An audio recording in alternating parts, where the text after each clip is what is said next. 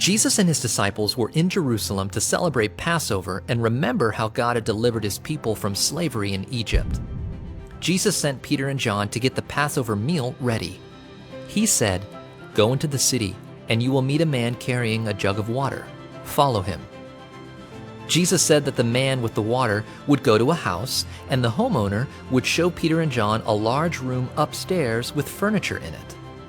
That was the place Jesus wanted them to get the Passover meal ready. So Peter and John did as Jesus said. When the Passover meal was ready, Jesus and his disciples reclined to eat. Jesus said, "Truly I tell you, one of you will betray me." The disciples were upset, but Jesus knew this was part of God's plan.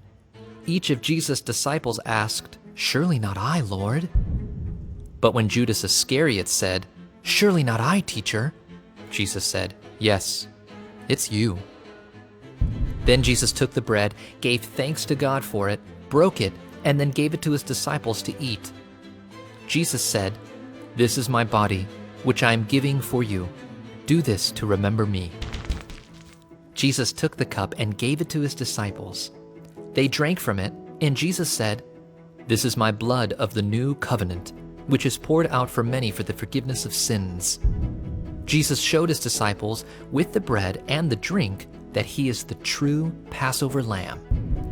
They sang a hymn together, and then they went out to the Mount of Olives outside the city. God's people had broken the old covenant, and God promised to make a new covenant to forgive sins. The new covenant says that everyone who turns away from sin and trusts in Jesus' death and resurrection will be forgiven of his sins and will have eternal life.